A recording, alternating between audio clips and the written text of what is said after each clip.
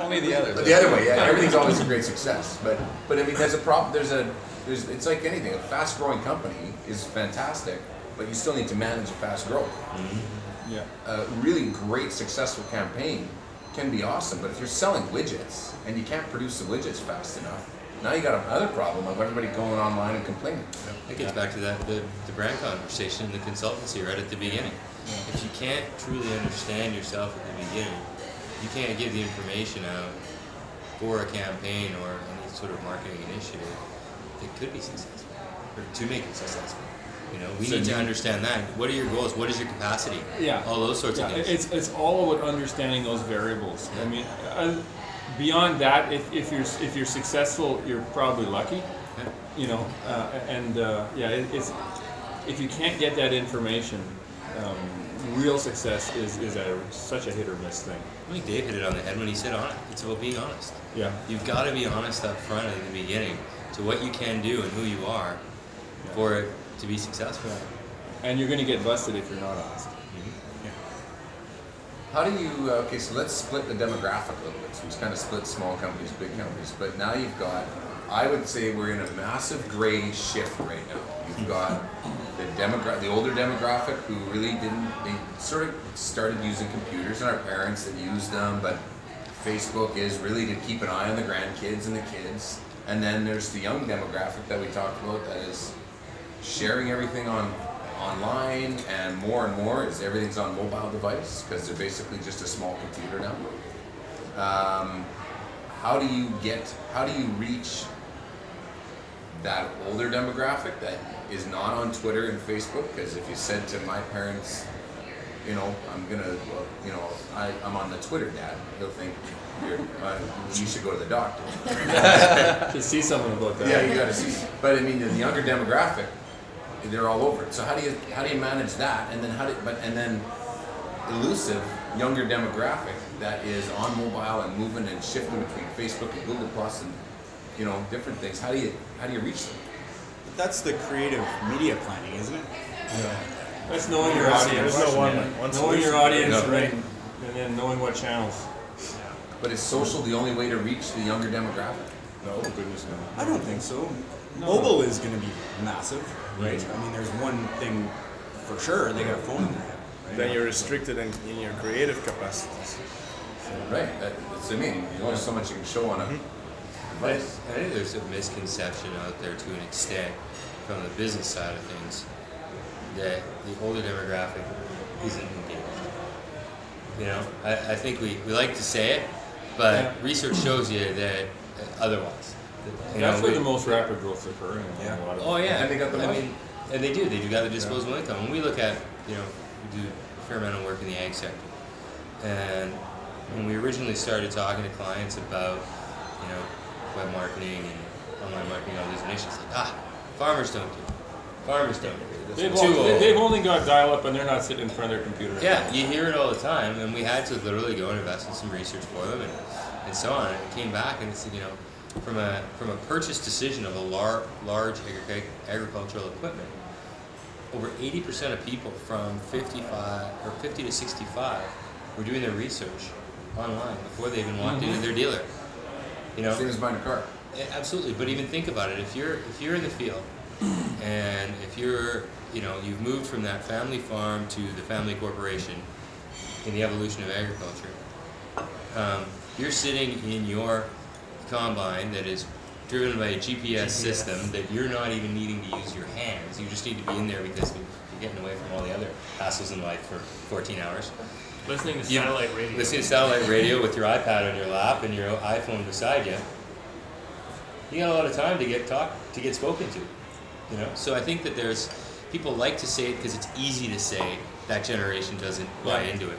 But if you actually dig, it's there. It's the fastest growing market. It is. It's on the web, maybe not on Facebook, but I think Facebook, the older group, maybe in the 40s to 50s is the fastest growing. But but you can use traditional media to drive the seniors onto the web, where they know they can find out information. You can't generally, I find, get them to give you their credit card, to buy something online, but they'll go get the information and they can start to talk to you. Or you can start to talk to them. It's still more of a one-way thing typically with the older group. but they are there. And the opportunities is growing. Well, because that it's Yeah. it's aging, but there's that group that didn't grow up with computers that is now engaging on them. Is that what's and are they engaging? It's a growing thing. I mean, and they might just hear it from their kids who are now in their 30s or 40s, and they show it. They bring an iPad, and I know a few people that just showed it to their 65-year-old dad and showed an iPad, and he said, "Wow, I love it." And they actually gave him one for his birthday, and then they start to engage with it, and it's a learning process for them. But I think that's with everything, and it will just keep on growing, even with the older segment. Yeah, my dad was 82. He bought an iPad for his wife, who's 77, and she loves it. She's obsessed with it. She mostly wanted to play Scrabble, so it's like a $500 Scrabble game. But now they're doing all sorts of things, and he's hogging it all the time. So They're fighting. yeah, Well, and for them to be able to like Scrabble, to go through the game center and play Scrabble against the That's what they neighbor do. down the Yeah. street, or yeah, across on the other side of the world, yeah. pretty much. Blows That's their a- mind, but they can do it. Yeah. So that brings me to an interesting point and I hear a lot about gamification. Mobile stuff it's advertising, it's marketing, but it really, engagement is about gamification. So how do you bring that into the realm? Like when you're talking to people, how do you sort of talk about that, or do you, or are you having those conversations locally? I think maybe locally less so because budget size. So people would say the game would be on the last part of the last part of the list. We just, maybe all of the rest of you guys did too, submit an RFP to the city where they're considering a mobile game, and but they didn't want us to quote on it, talk about it, do anything with it, but just put it in the list. And the mobile game idea for them was their recycling campaign. Would actually probably be a good idea to engage people in recycling, but very few, I think, really can pay the dollars to get a game created unless it's an offshoot of something else. That like Hydro just did an iPad game. I have it on here. It's called Hungry Hogs or something. Hungry Energy Hogs, and so it's just Angry Birds.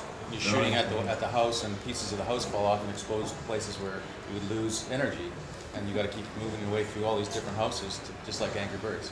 Like you already got the idea there. You just need to put it together. That's cheaper. I think they did that for around $5,000, the whole thing. But I think, I'm a runner, and I'm subscribed to the Nike running, the Nike Plus stuff, and wow, that's got me. I'm in. So. But I consider that gamification. Like, Right. That to me is gamification, So- as a term. Just getting upgraded, getting badges. I'm almost a purple. There you go. You know what I mean? I've been on the thing for like 3 years, and it's got me. And I used to hate Nike. And I was on that a couple of years ago where they did a race. Right. Where you uploaded your time around everyone in the world on the same day, did a 10K human race race. or a 5K race, and all the results are this. You can basically see where you finished around the world. I mean, it's permeating our ability to, we're writing campaigns. I had a brainstorm last week, and we were talking about the gamification thing. Yeah, it's pretty sticky. It's a cool thing. Because that to me is what would get people engaged. But how do you talk to a customer and say, we're going to create a game around this? Because Nike Plus, people would say, well, that's not a game, but it is actually at the core. Well, we've been avoiding the word game and gamification and just kind of making it a little more layman. It's competition based. You get you get this tribe against that tribe, and competition. Because online coupons and downloading coupons to phones, I think that's game. Loyalty programs are gaming. Look at what Starbucks did with that Starbucks ad to get your 30 points. I mean, how many people, you just watch the people in the Starbucks line. You can see people, they're looking at someone's iPhone going, wait, what's that? They're helpful. I mean, it's hilarious. It's got to connect though, because I remember Starbucks ran a Foursquare campaign, and so I'm like, all right, I'm going to check this out. So I checked in. If you're mayor, you get a free coffee or something. So I managed to get mayor status at one point. Walked in and I showed the barista, and hey, look, I'm mayor, and she looked at me like I was an idiot. So point is, customer service was not connecting with the actual campaign, right? That happened what to does me at that the do? airport too, where it said you could take your this Q code through all the way through to and get on the plane. So I thought I'm tech sophisticated, I'll do it. And I'm with two other guys who aren't, and they got their paper pieces, and I get stopped right at the security because they don't have a scanner. Just try and Winnipeg. So and then I got no connection to the internet to get my email, the original one that he said I need to see. Right. And then I go to the next one, and they take my phone away from me when they're scanning, and they're all passing it down the road so that they're all looking at it, and I'm losing track of the phone. You know, technology is just, you know. And I actually got then to the gate, the same thing. We don't take that. So they're telling you Air Canada does all this, but they don't do it in Winnipeg. So going back to what you were saying a lot earlier, right? Like just making sure you can follow through on some of those promises. Yeah. Well, there's lots of. We've talked to people who want to do online on mobile device, but you get to the same thing. Get to the POS. Yeah. They haven't upgraded their POS terminal to actually scan it, because scanning a phone, a screen that reflects back Yeah. when a mirror hits it is a lot different. You need a special kind of POS terminal, a scanning system. Yeah. You haven't. If they haven't upgraded that, well, guess what? This is doing you no good. You're gonna have a problem. So, but then again, that spins back to social. So now you're going to go and complain to say Air Canada said we could do this and we can't. And it, you know, so now you're. So how do you? Last time, I don't want to keep you guys too long. How much time do we have? 20 after 1. What time did we say we're gonna? 2? Okay, so we got 2. So how do you then, when something maybe goes wrong, is it you most times that are saying to the customer, we've got a problem here because we're monitoring your stuff for you, and then how do you sort of? That's when a PR should come in, and we also have PR team involved.